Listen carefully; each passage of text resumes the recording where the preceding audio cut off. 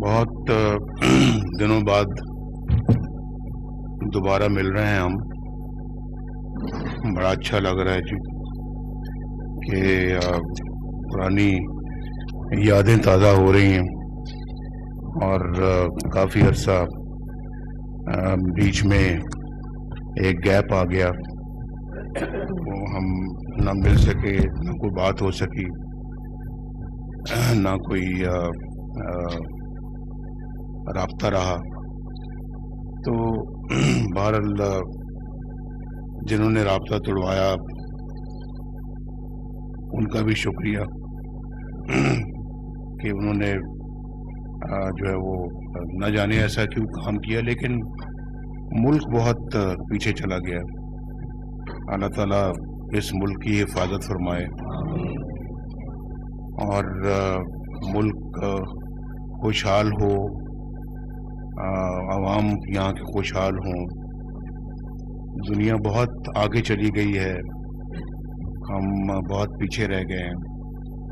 اس کا احساس اور ادراک ہم سب کو ہونا چاہیے اور ہمیں اس بات کا بھی ضرور افسوس کرنا چاہیے کہ ہم کیوں دنیا کے پسترین ممالک میں اس وقت شامل ہیں. ہمارا مقام تو بہت آگے تھا. 1947 میں جب یہ ملک بنا تو بڑی امیدوں سے بنا تھا یہ ملک کہ یہ ملک بہت ترقی کرے گا اور ایک منفرد مقام حاصل کرے گا دنیا کے نقشے میں. لیکن وہ منفرد مقام تو ہم حاصل نہیں کر پائے، لیکن پیچھے بہت چلے گئے. اس وقت ہم 47 میں بہت آگے تھے، دنیا میں بہت آگے تھے. اور میں اس سے پہلے بھی ایک میٹنگ میں یہ کہہ چکا ہوں کہ میں اس زمانے میں 1967 کی بات کر رہا ہوں کہ جب مجھے میرے والد صاحب نے غیر ملکی دوروں پہ بھجوایا اور ہماری انڈسٹری جو ہے وہ ڈیزل انجنز ایکسپورٹ کرتی تھی مختلف مڈل ایسٹ کے ممالک میں. اور مجھے صرف ان امپورٹر سے ملنے کے لیے بھجوایا جو ہمارا جو انجنز امپورٹ کرتے تھے. تو انہوں نے بڑی خاطر تواضع کی. تو مجھے موقع ملا کہ میں اپنے ملک کو اپنے ملک کا مقابلہ کروں ان ملکوں کے ساتھ.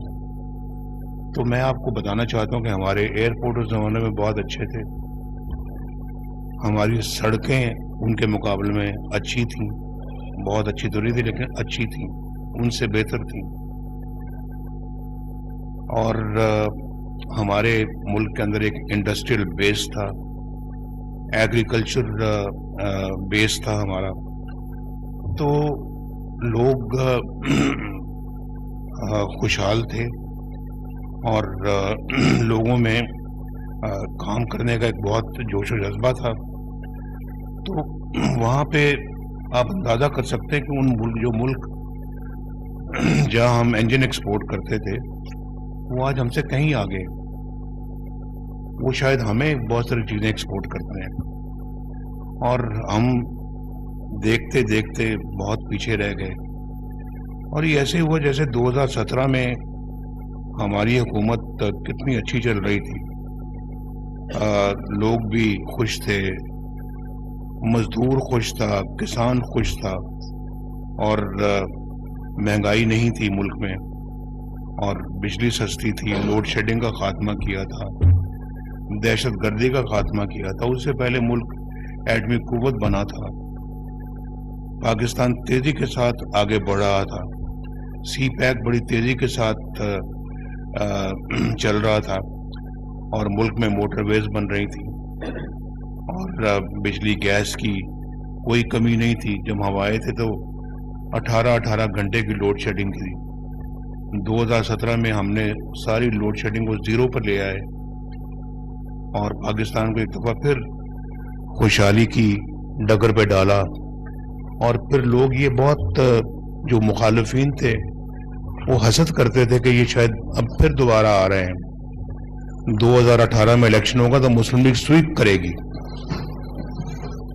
اور آپ میں سے بھی ایسے بہت سارے لوگ جو یہاں بیٹھے ہوئے ہیں، میرا یہ خیال ہے کہ آپ لوگ بھی یہ جانتے تھے کہ پاکستان میں دوبارہ الیکشن ہوں گے تو P M L N election جیتے گی۔